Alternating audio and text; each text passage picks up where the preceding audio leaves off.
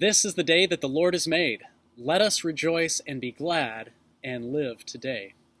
Throughout the Bible, we have instances of people being afraid, of folks harboring fear within themselves that paralyzes them and keeps them from reacting or doing what they were intended to do.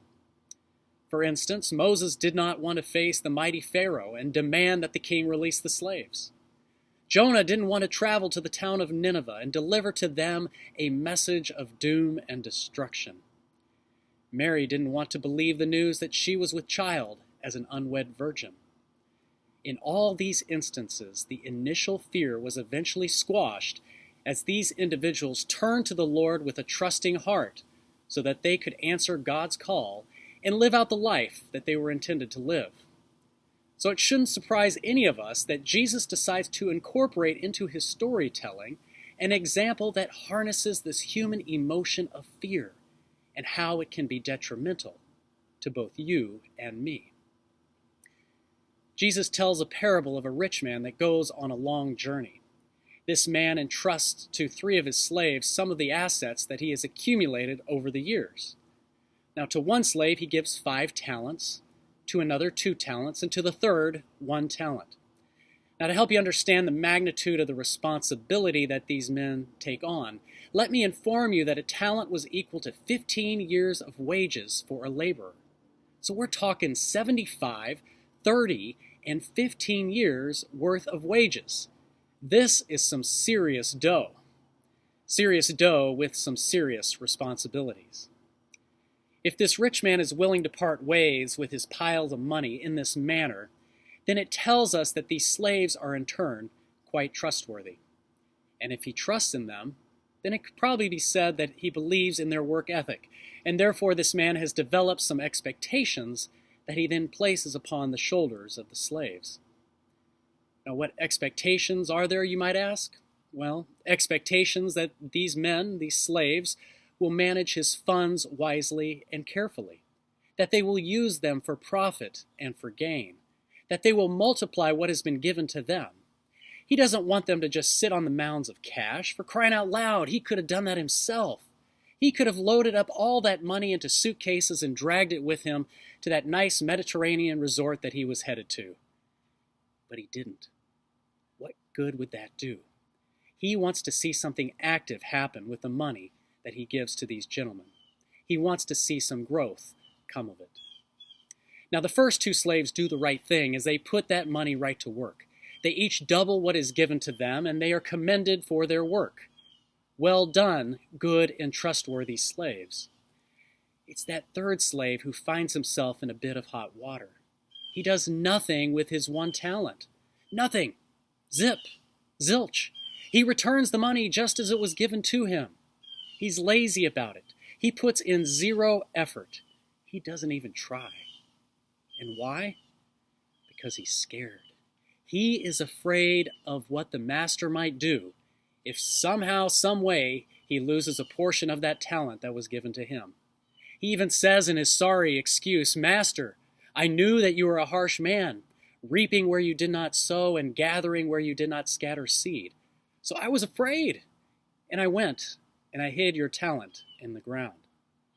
Yeah, wrong answer, pal, and wrong course of action, too. Instead of thinking of all the wonderful possibilities that were just waiting for him, he began to doubt his own abilities, and he asked questions like, what if I mess up? What if I lose it all? What if I disappoint the master? As I hear this story being played out, I can't help but place myself in the shoes of the 3rd slave. After all, I'm human. I have doubts of whether I will succeed at what sits before me, or if I will become a total failure. Fear gets the best of all of us, and we sometimes think that the status quo is better than extending ourselves and showing our vulnerability and our weaknesses. We would much rather play it safe than risk it all and come up short. Am I right? I don't want to look silly. I don't want to be an embarrassment to my family and to me, and I certainly don't want to be perceived as a rookie or a novice. So I'm not even going to try. Nope, I'm going to sit this one out. You gave me 1 talent, great. I'll get you 1 talent right back to you. never been used, perfect shape, still in the box. The problem is that that's not what our master wants from us.